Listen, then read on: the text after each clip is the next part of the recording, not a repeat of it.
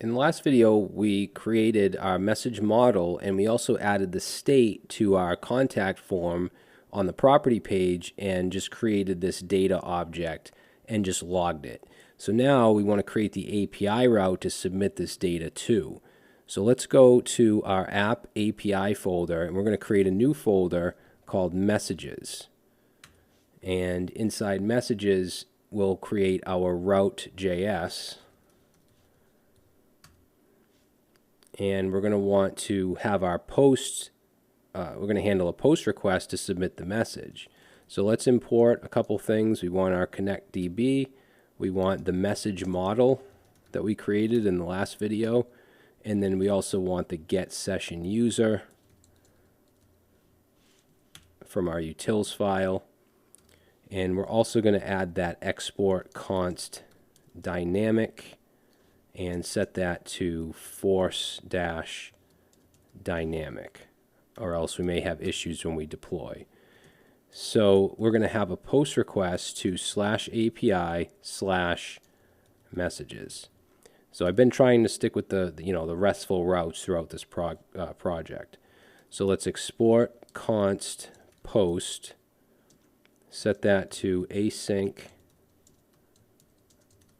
pass in the request.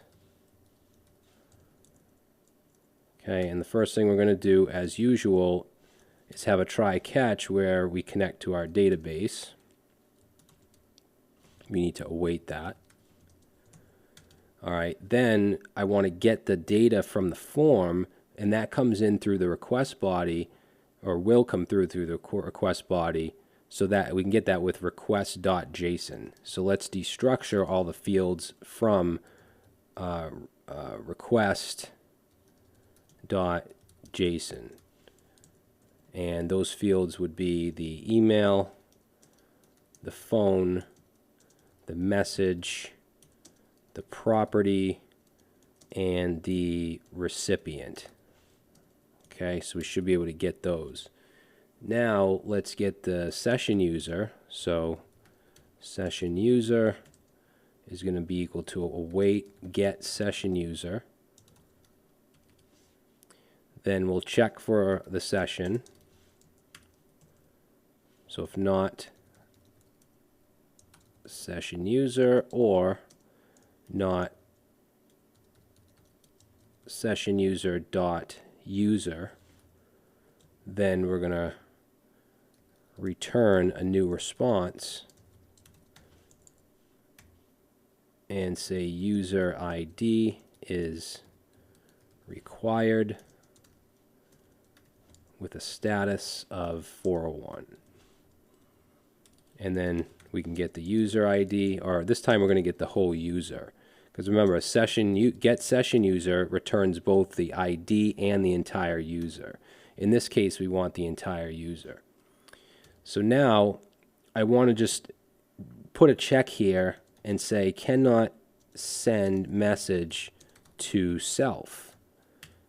So that's pretty easy. We can just say if the user.id is equal to the recipient. Okay, if they have the same ID, then that's that user. So in that case, we'll return a new response. And let's pass, let's see, are we going to use this message? So you might have noticed that sometimes I'll return just a string and sometimes I'll return an object with a message. So if we're going to use that message, then I usually do an object. If we're not, if it's just going to be sent to the, to the browser and you can see it in the network tab, then I usually just send a string. So I can't remember if I actually use this. I think I do. So yeah, let's just send a JSON. We'll say JSON.stringify, pass in message, and we'll say cannot send a message to yourself. And then that's going to be a status of 400, which is a bad request. So status 400. All right, that takes care of that. Now we want to work on creating the new message. So let's say const new message, and we'll set that to new and then message from the message model. And we want to pass in here the sender, which is going to be equal to the user.id, and then the recipient, which comes in through the body, the property, which comes through the body, and the rest of the stuff that comes through, like the email, the phone, and remember in the message model it's called body. I didn't call it message in the message model because the whole thing is the message, right? So I just called it body, but here it's coming in as message. So we just want to do that. Then we want to save it. So underneath that, we'll take our new message and we'll call dot save. We do have to await on that. And then finally, we'll return a response. And we're just going to send, we'll do JSON.stringify with a message, and we'll say message sent.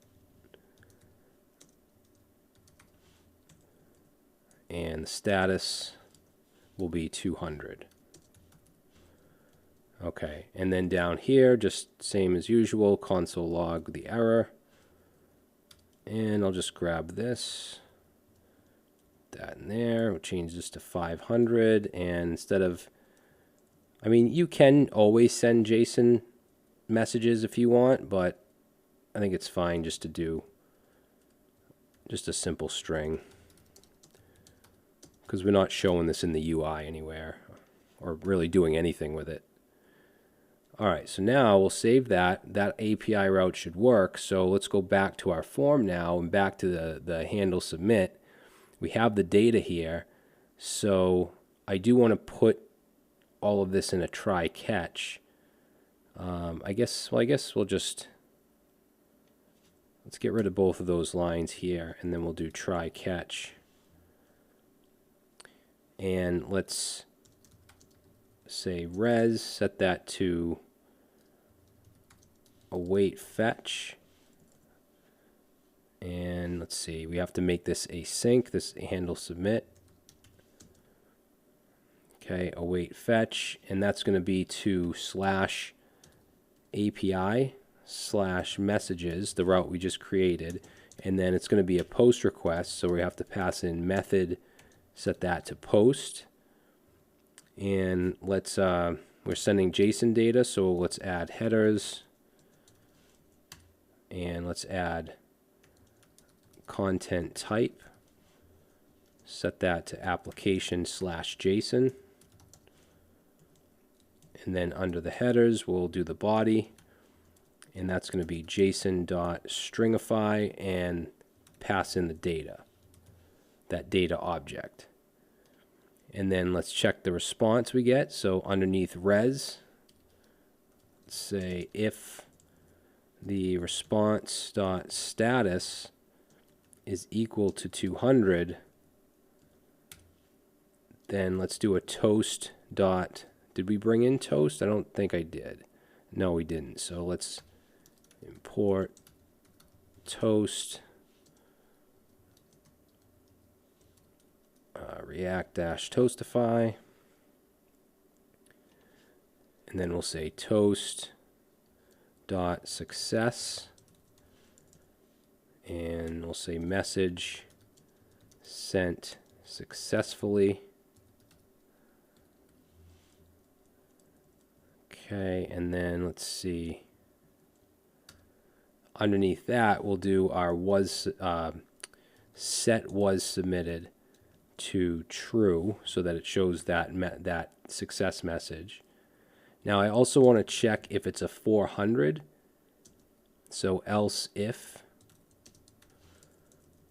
res.status is equal to 400. And remember, in our route, we sent a 400 back here if they're trying to send to themselves.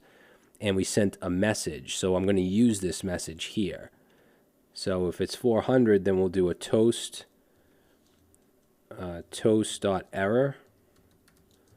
and then pass in here, instead of hard coding a message, I'm going to do data.message. So that'll be that whatever, message comes from the server. Then let's also check for 401, meaning they're not logged in. So else if the res.status is equal to a 401, then let's say toast.error. Actually, you know what? Instead of doing that, why don't we, in our route, send basically the same response back here with a custom message and then use that message in the front end. So right here where we check for the user, let's do a JSON message and say, we'll say you are not authorized, or let's say you must log in. You must be logged in to send a message, right? And we'll send a 401. Now what we can do is here, instead of having both of these, we can simply say else if res status equals 400 or res.status equals 401, and then put the message in there, whatever that may be, whether it's this message or this message. So hopefully that makes sense. And then we'll just put in another else here. And we'll just say toast dot. So this is if anything else happens. And we'll just say error sending form. Just a generic message. All right. And then we'll do the same thing in the catch down here. So we'll just do a console log of whatever that error is, and then error sending form. And then I want to clear the fields as well, the state. So let's add a finally. And let's say set name. Set that to empty string. Copy that down a few times. We want to set email. Set phone. And set message. All right, now before we try to send the form, there's two minor errors that I have in the route.js. So one, when we get the data here from request.json, I forgot to add name, and also we need to await request.json, and then also down here in our new message, we need to put the name there as well. So just make sure that you add that. And now we're going to go ahead and try to submit a form. So let's go to one that we don't own. So if you go to your profile, you'll see the properties that are yours. So let's go to one that's not, like this cabin. And then I'm going to fill this in.